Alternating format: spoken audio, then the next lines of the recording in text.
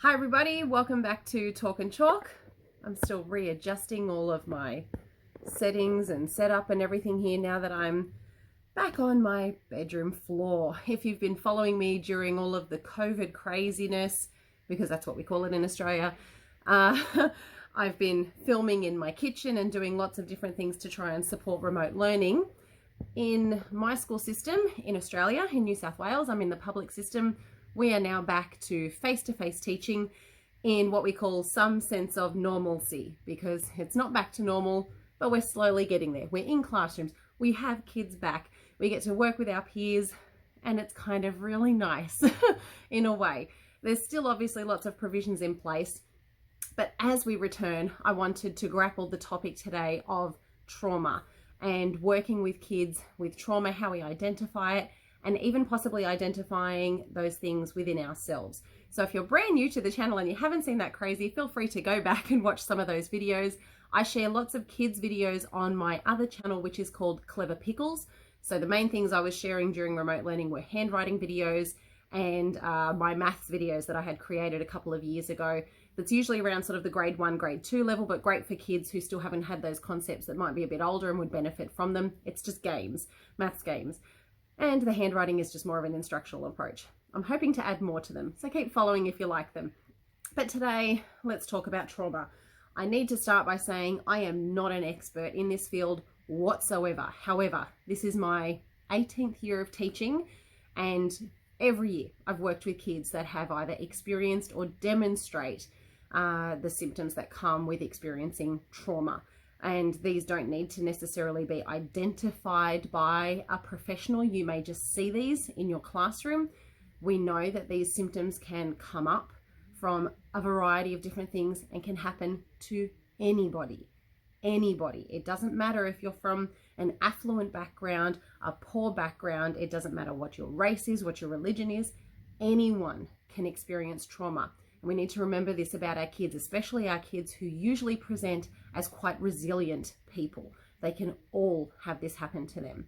So again, remembering I'm not the expert, what I will do though is I'm going to put in the description box below a lot of different links that might help you in starting to read about trauma or symptoms of trauma in the classroom in children. And I will try and include links that cover a variety of ages.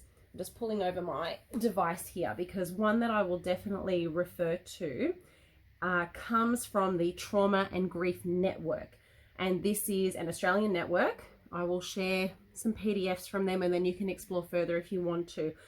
But the link that I'm going to share is talking about the fact that there are different levels of impact in our kids and that they can demonstrate symptoms in very different ways. So I'm a firm believer that behavior always has a reason. There's a reason behind the behavior, and sometimes trauma is that reason, and sometimes it presents very differently. So for some kids maybe experiencing a significant loss in the family, like a death in the family, you know, we see grieving in forms of crying, depression, withdrawal, those sorts of things. It can come in other ways like acting out, negative behavior, or what we deem as negative behavior, violent, aggressive, oppositional, defiant behavior. These kids are not kids that are trying to ruin your day. A lot of the time, these are kids who have no idea how to regulate, especially with our younger kids who don't know how to verbally say, I'm sad or I'm angry.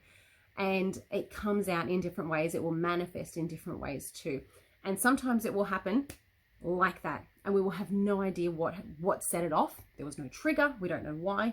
And it's because it's internal. It's very internal and very personal for that child. And talking about it may help. Talking about it may not help. Talking about it with a stranger may help this child. And this is why I want to really keep reiterating throughout this. I am not an expert. You always need to touch base with your school psychologist, your school counselor, talk to your out-of-home care caseworkers, any caseworkers that you've got, and who you can be in contact with to make sure that that child gets the absolute individualized care that they need. What I want to make sure though is that people are not palming off bad behavior and missing some really key signs here that could be indicative of trauma. So, you know, listing out some of these things from the trauma network here. Obviously there's stress levels for kids. Kids experience stress, and we know that there is good stress and bad stress. Things like, you know, me being nervous about going into labor for the first time. That's a normal stress to have, and it helped me make sure I was prepared and focused and learning about what I had to do. These stresses can build up over time for kids. They can also manifest in ways that may not be, I guess, what you would normally, I keep doing this today, normally see in a child. So they might just look stunned all the time. They could look shocked all the time. They may seem frightened about different things. They may have regressed in their behavior. Kids who start wetting the bed again, unable to make it to the toilet, having accidents. Those kids who seem like they have regressed even academically, cognitively. They were able to read certain levels and now they're not. Those sorts of things can be signs of trauma as well. So obviously we are not counselors either, and I'm not expecting you to be able to counsel this child. It's about identifying that need really, really well. And I really urge you to even just look up some quotes about kids and trauma. I really like this one. The kid who has experienced trauma is not trying to push your buttons. All kids, especially in this day and age, experience extreme stress from time to time. They all do, and it depends on how they cope with it. I like this one as well from Dr. Ross Green. Kids with trauma history don't need more punishment, and quite frankly, they don't need more stickers. And it's so true. We can do what we can for those kids. They need specialist help with that. So as our kids return from COVID, from remote learning, and for some kids, they spent 3 months at home in conditions that we wouldn't want our kids to live in. And they're coming back and it might be manifesting in different ways. So I really want you to take that time to just sit back and really reflect on what your kids are demonstrating in the classroom. Is it what you identify as poor or negative behavior?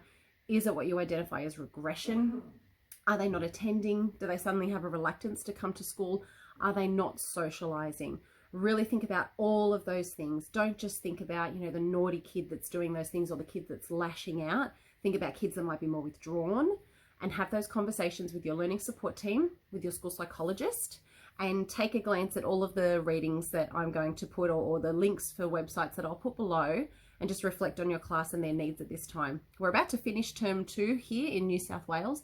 So we've got the holidays for us to rejuvenate and reflect reflect on yourself as well, and identify, have you come back feeling like you've lost your mojo? Have you come back feeling like you're out of routine, that you're disorganized, that you're chaotic? You are not alone. There's many of us like that, myself included. I have had my moments where I just cannot get into my groove when normally I would have been able to. That does not mean necessarily that I am suffering trauma. However, I don't want any of you to feel like you have to go through something on your own. So if you feel like you are going through any of those symptoms, if you are having those withdrawals, and you feel like the holidays are not helping you refresh, rejuvenate, please make sure you contact someone.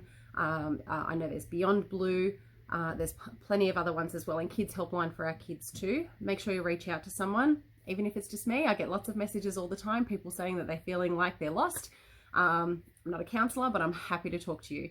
And I think I'll leave it there for now. And hopefully my next videos will be much more engaging and on task and help you in the classroom with more specific strategies. But I just wanted to make sure that we brace this topic today. So for those of you who are new, I will leave my button down here so you can hover over that, click to subscribe. I'll chuck one of my other videos at the top there. And counting down to holidays, take care of yourselves, guys. I'm glad to be back in the classroom.